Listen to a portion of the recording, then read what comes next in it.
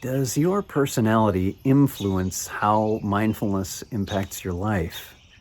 Hi, I'm Ted Meissner, and welcome to Mindfulness Voyage. And today we're going to be learning about how the big five personality types can influence mindfulness in your life, and maybe how mindfulness can influence your personality. Please do remember to subscribe to this podcast because it does help others to find it. And let's begin. Our guest today is Sarah Strohmaier. Sarah, welcome to the podcast. I am so glad you're here. Thank you so much for having me, Ted.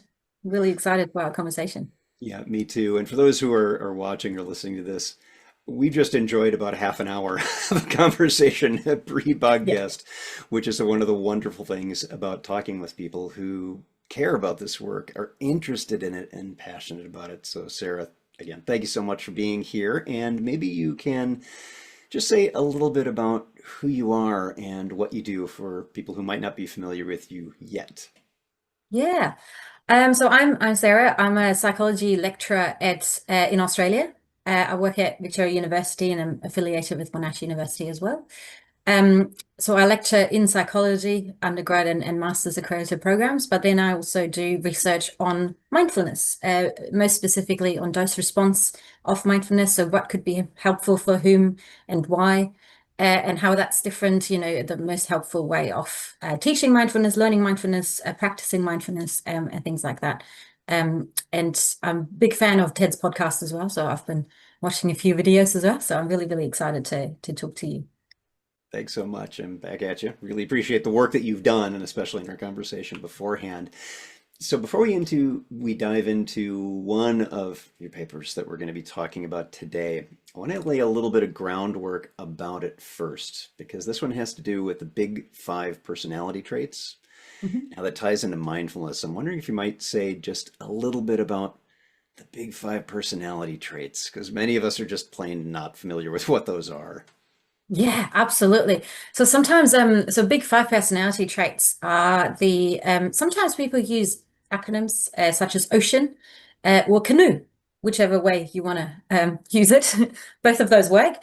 So those are five personality traits. So you've got openness to experience. So that's how open someone is to new experiences, how ready people are. So you might will have people that are really, really excited to do new things, and some people that might be a little bit more hesitant.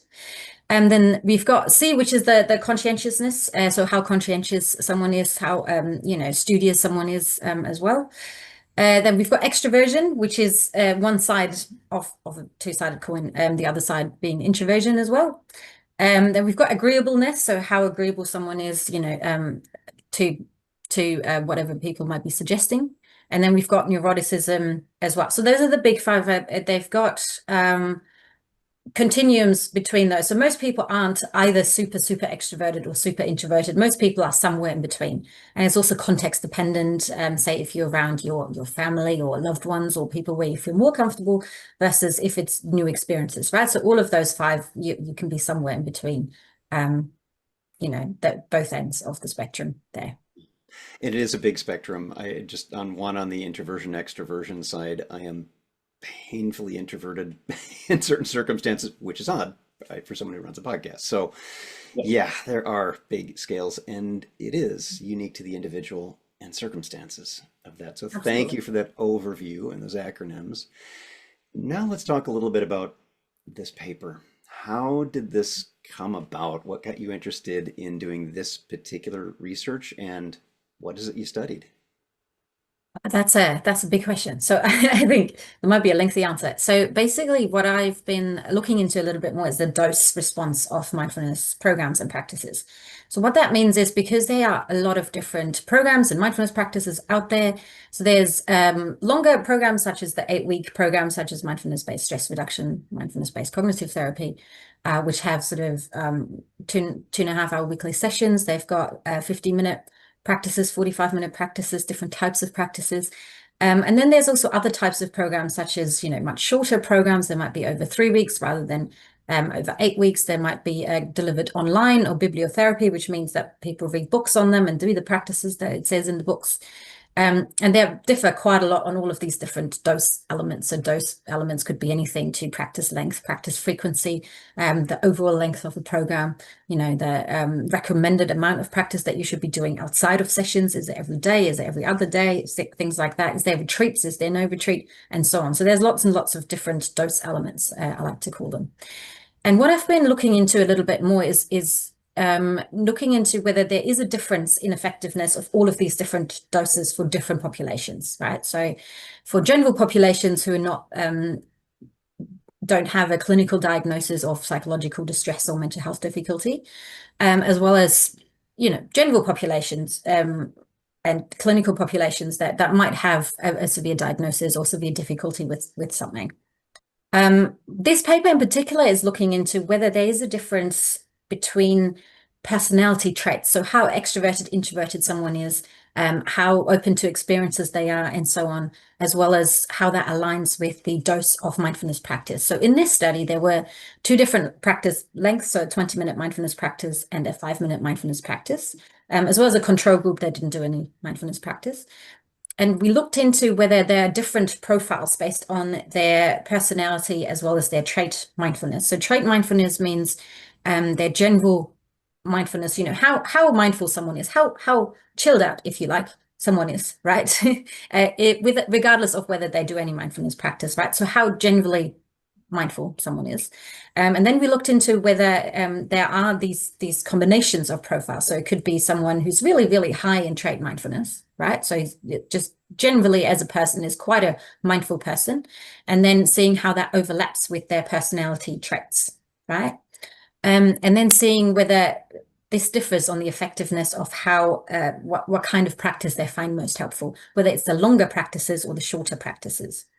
And that also the population in this study were a general population participants, so not clinical, and also they were novice practitioners. So they haven't had a long-term mindfulness practice such as yourself, Ted.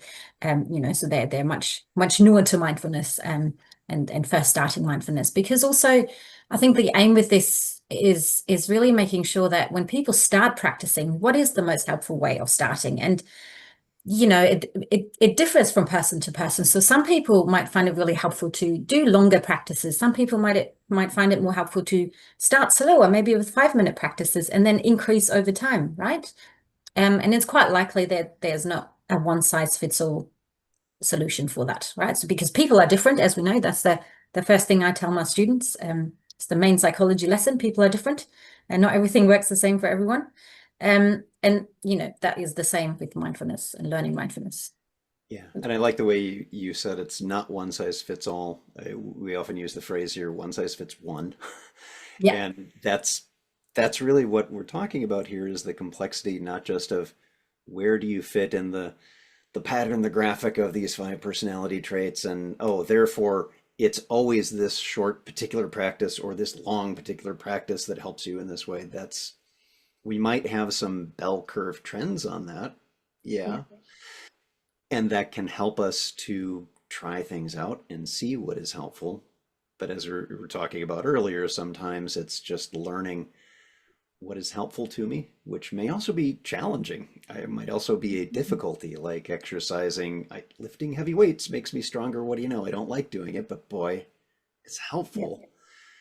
That's there too. So tell me a little bit more about how this unfolded and what did you find with the research? Yeah, so we did an analysis called a latent profile analysis, which basically means we've got the 5 personality traits that I talked about. And in trait mindfulness, there's also 5 trait mindfulness aspects or facets, if you like. So things like observing, how good you're observing your body sensations, things like that. Describing, are you able to describe them well? Are you able to notice them in that way? How aware are you of them? Are you acting with awareness as well? Are you acting in a sense that you are experiencing your thought patterns, your experiences, and then with awareness act them out? And then there's also non-reaction. So how good are you at non-reacting to stimuli immediately? Sort of that sort of immediate reaction. Are you able to take a step back and see that? And then there's also non-judgment, how you're acting non-judgmentally, which is a large part of mindfulness practice, right? So when you practice mindfulness, you're trying not to be too judgmental of yourself when you're unable to focus your mind. Your mind wanders, which it does for everyone. It's just a natural thing.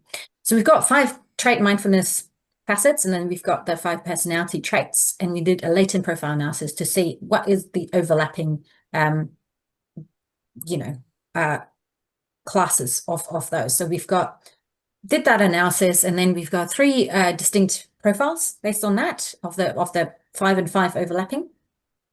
So we've got people that are really high in trait mindfulness and high in sort of the agreeableness, conscientiousness aspects. And those are people that are really mindful, but they're also really adaptive, right? So they're quite agreeable to people. And for those people, mindfulness practices, regardless of length, were helpful, right? So that's really helpful to know. We've also got reserved, disengaged people. So that's people that are much more reserved, much more introverted, like we were talking about before as well. And for those people, sometimes like shorter practices might be more helpful to start with, right? Just to sort of see, okay, we'll dip our toes in maybe into the mindfulness practices and then see how we go from there. And again, these are novice practitioners. This is quite different for more experienced practitioners. And then we've got people who are more high in sort of neuroticism and lower on the trait mindfulness facets. And those people found any kind of practice, again, really helpful because just doing something might be quite helpful than doing nothing as well, right?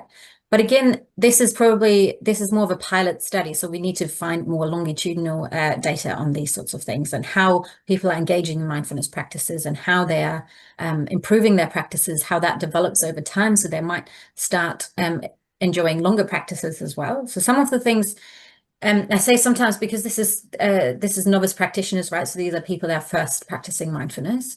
And sometimes I draw a parallel to, say, if you are someone who runs marathons. You were telling me about running marathons before, right? You wouldn't start running a marathon on the first day. I think it's 42 kilometers or 26 miles. That's quite long. 26.2. It's those last Oh, point sorry, two I that forgot the gets you. 2.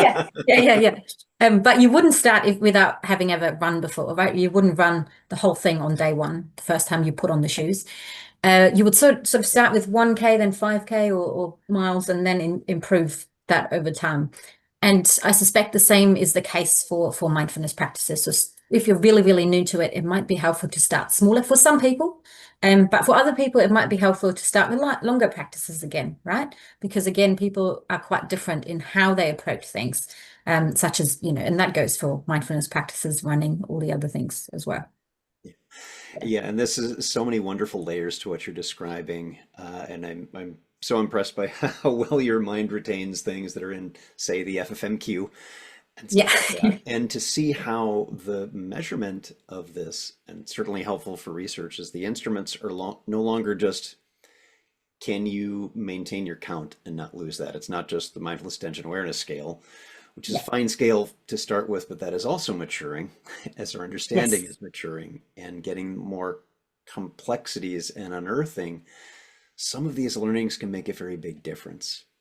Mhm. And you mentioned the dipping the toe in the water part Yeah. with the different, the 3 different categories that you found from the research, and that it's so interesting to think about future research that may be looking more in depth at, okay, it's not just introversion, for example. It's like, how does that take shape? What kind of introversion is that? In the same way, recent research about it's not just one anxiety. There are different Yeah. kinds. They have different roots and maybe different ways in which we may use mindfulness to help in some ways and not use it for others when there's a higher risk of adverse effects with that.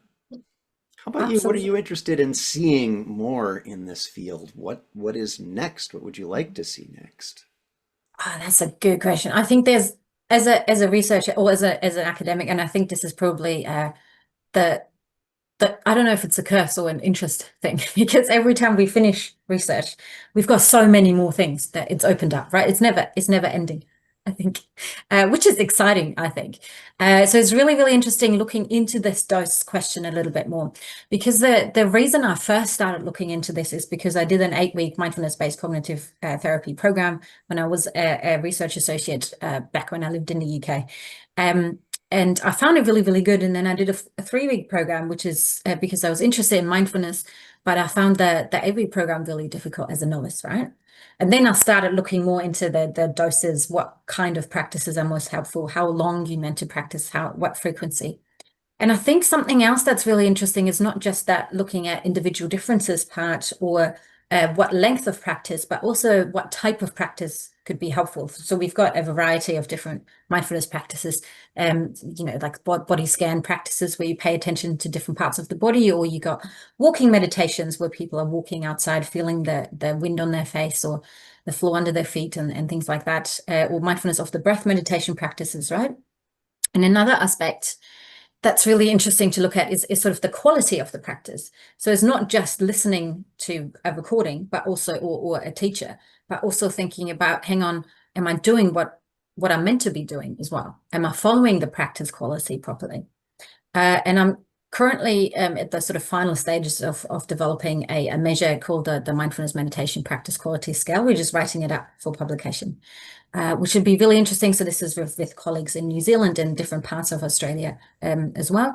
So looking at a measure of how we can assess the quality of the mindfulness practices that we're doing and different types of mindfulness practices. So we've got sort of vipassana practices with insight practices, and then we've got concentration samatha practices as well, right? So like the different kinds of practices are likely doing different things, but also they are different in their instructions and the way they're doing this. And this is another sort of dose element, right? So it's this whole like, okay, we're practicing not only in different lengths or of different, delivery formats, such as online or face-to-face, but also there's these other aspects, such as the types of practices and to what level are we understanding what we're doing, right? And that's really important for learning mindfulness for novices, for instance, as well. So that's something exciting to look into as well. And then there's, all of these combinations of things. I think so. I don't think I'll run out of ideas anytime soon. You won't. You will never be bored. Yes, absolutely. Yeah. Yeah, and dose itself, as you were speaking, I was thinking that's not just one thing either, because it may be that your practice may be, I do a 45-minute sit sometime in the morning, and that's it for me. It may be, yeah, I do a formal practice of a few minutes here, and then later on in the day I do a longer one, and then later on in the day before bed I do a different kind of practice. So it's what's the duration of each practice? What is the practice itself? What is the fidelity to whatever that practice happens to be? And the intensity and all the rest of that factors in, and it changes from day to day what might be more helpful or challenging to you at any given time, with everything that is going on with the complexity of being a person in the world. Yeah. So we got one more question for you, Sarah, and I'm wondering, as you are looking at research and practice and all the rest of it, what is one of the things that intrigues you most about what people find helpful for them in contemplative practice, formal or informal practices? What are some of the things that you really want to learn more about? That is a really good question. I think one of the things that I think is really, really, really important is, and this is why I'm so excited to be on your podcast, is because the access to all of this information is really important. So we're doing these sort of randomized controlled trials, these sort of large scale studies, looking into all of the different research. But I'm really excited to look into, okay, how can that work in practice? What is the most helpful thing for someone who wants to learn mindfulness, but also might not have access to doing a longer term program, or might not be able to go to a retreat center, or go away and practice these things, or even attend a weekly session in person, because there's people that find it difficult. They might have children to look after. They might have two jobs, all of these other things. And I think it's really, really important to not make mindfulness something that is only to be enjoyed by the people that have the time to enjoy it or to practice it and things like that. Which makes it a little bit tricky because also there are evidence-based trials and things like that say like, okay, the time spent practicing is also important. But I think it's a two things can be right at the same time. So for different people, different things might work. And then also the accessibility is really, really important, I think, so that people can practice in the time that they have. So someone can do maybe more informal practices as well as formal practices. I'm doing a study at the moment. We're just starting to analyze the data now, which is looking at practice instruction of formal mindfulness practices versus informal mindfulness practices, and then formal and informal mindfulness practices, and then seeing what people find most helpful in their everyday mindfulness, right? So we've got sort of ecological momentary assessments in there, which means that they get prompted on how mindful are you right now on their phones. And then they fill it in as and then to see are they doing any informal mindfulness practices and things like that. Because even doing these informal mindfulness practices can be super helpful. So that's when, say, you're doing the dishes and you're really paying attention to what you're doing, or brushing your teeth.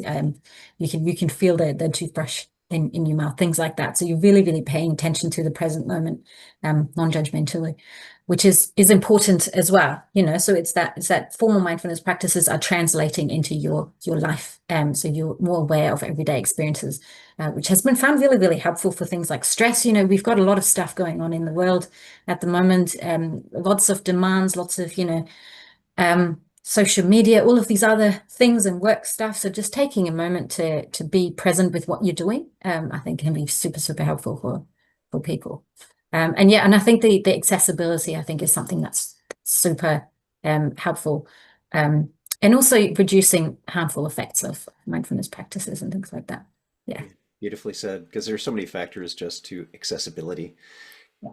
Cultural awareness, the welcomeness of who you are as a person, whatever that is, and really having that sense of psychological safety, because without that, there's going to be resistance, and that resistance can impact everything that comes after that. Thank you for all of that. And please do come back. I know that it can take a while to get some of these studies published, but I would love to have you back to talk more about this stuff ongoing.